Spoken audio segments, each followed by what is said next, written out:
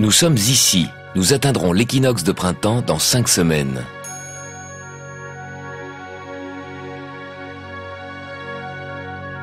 En fait, la Terre, pourquoi est-elle ronde? C'est une question de poids. La Terre fait le poids. Sa masse génère de telles forces d'attraction que toutes ses parties se pressent vers son centre. Ce n'est pas le cas pour les astéroïdes. Ce sont de toutes petites planètes, grandes comme la Corse ou l'île de Ré, ou comme un immeuble.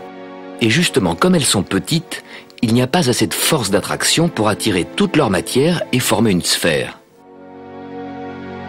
Sur la Terre, qui a une masse énorme, la force d'attraction dirigée vers le centre de la Terre est une force irrésistible, rien ne peut y échapper.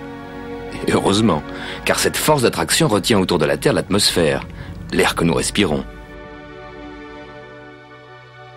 Les petits astres, la Lune ou les astéroïdes n'ont pas d'atmosphère. Et sur la Lune, les astronautes marchaient comme ça, en sautillant, parce que la faible force d'attraction de la petite Lune les rendait 6 fois plus légers.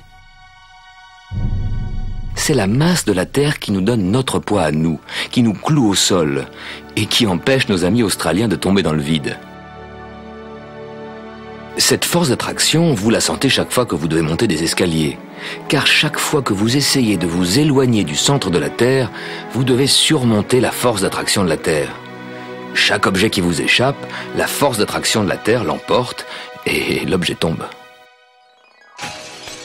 On raconte même que c'est comme ça que la force d'attraction a été découverte au XVIIIe siècle. Une pomme serait tombée sur la tête d'Isaac Newton, qui alors se demanda pourquoi. Parce que la masse énorme de la Terre attire la petite masse de la pomme. Mais alors, pourquoi la Lune ne tombe-t-elle pas sur la Terre? Et la Terre ne tombe-t-elle pas dans le Soleil?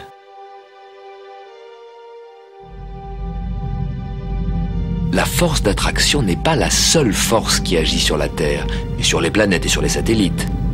Les planètes qui se sont formées de cette purée de matière ont reçu une forte impulsion centrifuge qui fuit le centre.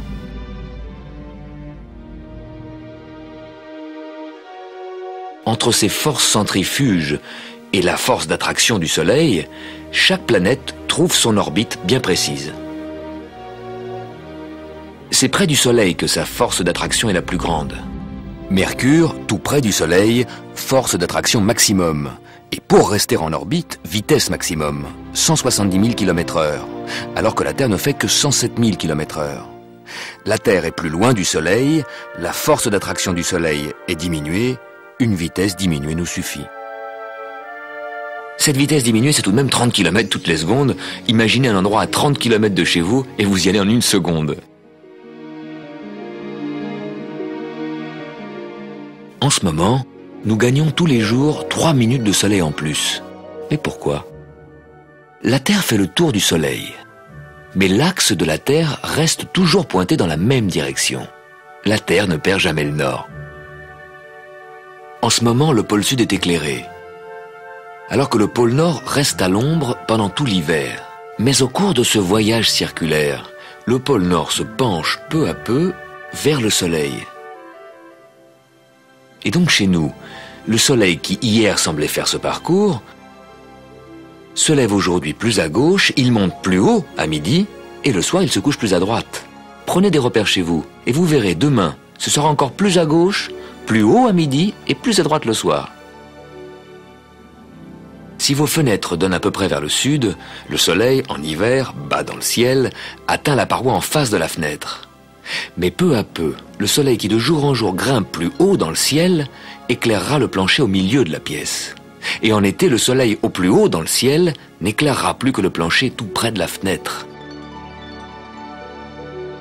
En ce moment, en hiver, les rayons du Soleil pénètrent jusqu'au fond de la pièce. Regardez ce rayon et imaginez la position de la Terre dans le système solaire. Imaginez votre place dans l'univers.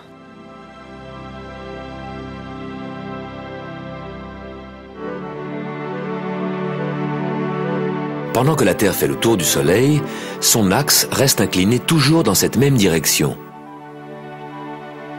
Cet axe est donc une bonne référence pour mesurer le temps, pour savoir l'heure qu'il est. On peut s'imaginer l'axe de la Terre qui sort du pôle Nord comme une perche. Et si on dessine un cadran sur la glace, l'ombre de l'axe de la Terre nous indique l'heure. Mais pas besoin d'aller au pôle Nord. On peut se fabriquer des modèles réduits de l'axe de la Terre. Ce sont les cadrans solaires. Au pôle Nord, la perche qui prolonge l'axe de la Terre serait toute droite, en angle droit, 90 degrés.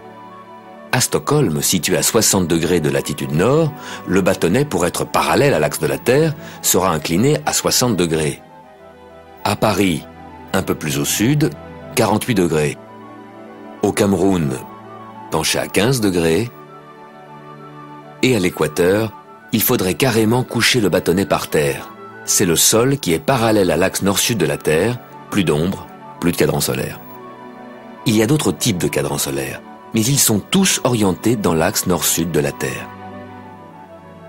La rotation de la Terre, que vous ne ressentez pas, vous pouvez la voir, pas seulement au cadran solaire, mais partout autour de vous. Chaque maison, chaque arbre jette une ombre. Vous n'avez qu'à regarder. En suivant les ombres, vous finirez par vivre la rotation de la Terre.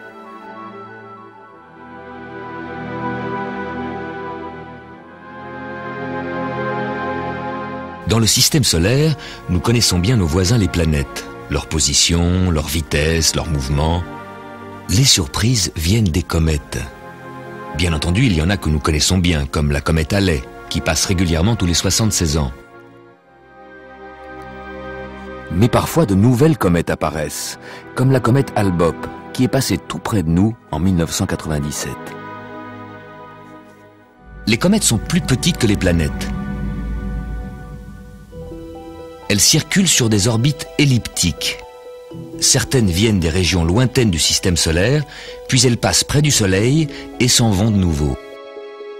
En s'approchant du Soleil, elles éjectent d'énormes quantités de gaz et de poussière.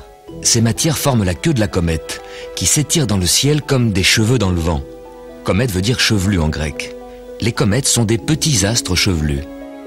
On a tendance à croire que la comète fonce à travers le ciel, la tête en avant et la queue à l'arrière.